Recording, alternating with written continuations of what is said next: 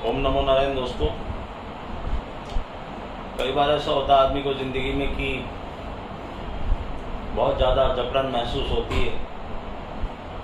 ऐसा लगता है बांध दिए किसी ने, कोई काम में सफलता नहीं मिल रही, बहुत ज़्यादा तकलीफ़ों से घिरा हुआ है, पैसों की आवक बंद है या कर्जा हो गया है,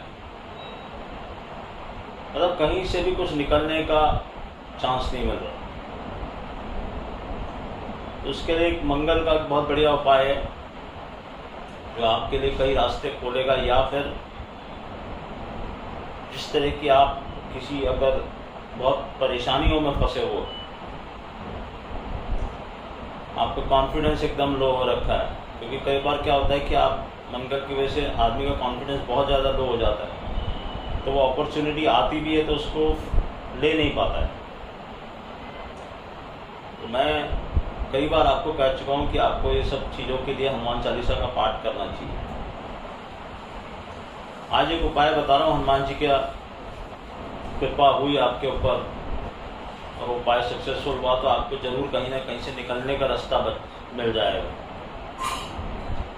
तो उपाय क्या है कि आप मंगलवार के दिन एक पीतल का दीपक खरीदें, बाजार से पूजा की दुकान में मिलता है, और एक पीतल की छोटी घंटी, बड़ी खरीदनी चाहे बड़ी खरीद सकते हैं, छोटी घंटी खरीदेंगे तो भी चलेगा, दोनों पीतल की होनी चाहिए, दीपक भी और ये भी। वो लेके आप हनुमान जी के किसी सिद्ध मंदिर में जाइए जहाँ हनुमान जी की खूब विधि विधान से पूजा पाठ होती हो, उनको सिंदूर लगता हो। ऐसे नहीं कि किसी मंदिर में चले गए जहाँ हनुमान जी की छोटी सी मूर्ति है, नहीं, जो हनुमान जी का मंदिर है बड़ा आपके शहर में, वहाँ पर जाके आप इसको बोलते हैं दीपदान। वहाँ पर जाके आप इस दीपक को रखेंगे, सरसों का तेल डालेंगे और रुई की बत्ती लगाएंगे और इसको वहाँ पर भगवान के हनुमान जी के सामने प्रज्वलित करेंगे।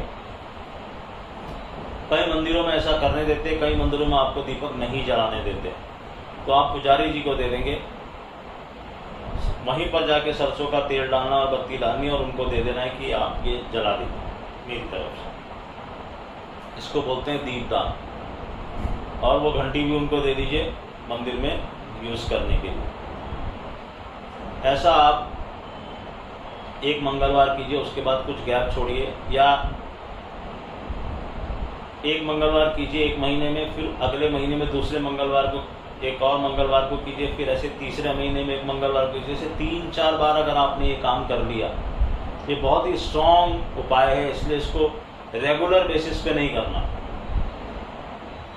और जब आप ये कर रहे होंगे वहाँ पर दीपदान करेंगे, अगर आपको जलाने का मौका मिल जाए या पंडित जी भी जला दे, तो वहाँ ही बैठ के हनुमान जी से आपको प्रार्थना करनी है, अपनी सारी मुसीबतें बता देनी। ये मुसीबतों से प्रभु मैं जूझ रहा हूँ, आपकी शरण में आया हूँ,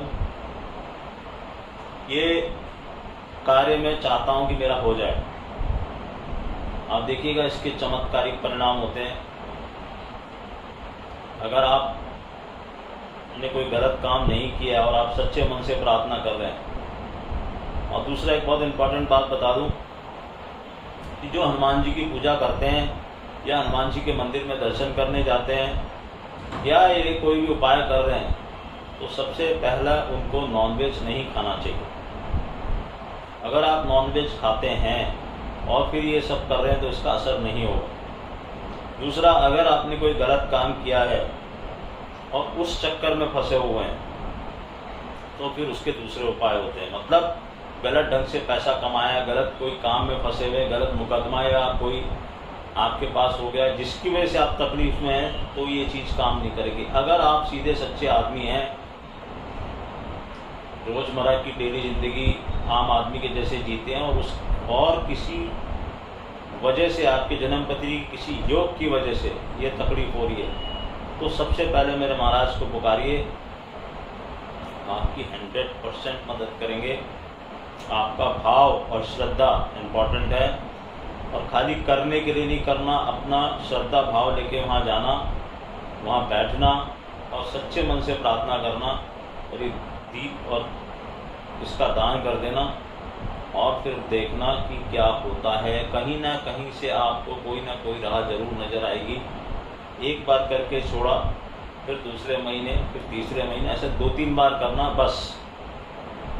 अगर मैं वापस से बोलता हूँ, अगर आप ये सब जो उपाय मैं बता रहा हूँ ये सब ना सिम्टम्स बेस पे हैं और कुछ पर्टिकुलरली जो आम आदमी के जीवन में तकलीफ आती है उस पर बेस है। उसके बाद भी अगर आपके साथ कुछ अच्छा नहीं हो रहा तो फिर आपको 1-to-1 सेशन लेना चाहिए और ये देखना चाहिए कि आपके और कौन से ग्रह खराब हैं और क्या रेमेडी आप कर सकते हो। देखो, ये जानना बहुत आसान है, कोई भी आपको बोल देगा तुम्हारी शनि की 7.5 चल रही है, तुम्हारा ये चल रहा है, तुम्हारी राहु की दशा चल रही है, गोचर सही नहीं है, लेकिन ये बताने वाले बहुत कम हैं, सटीक बताने वाले कि क्या करने से क्या होगा।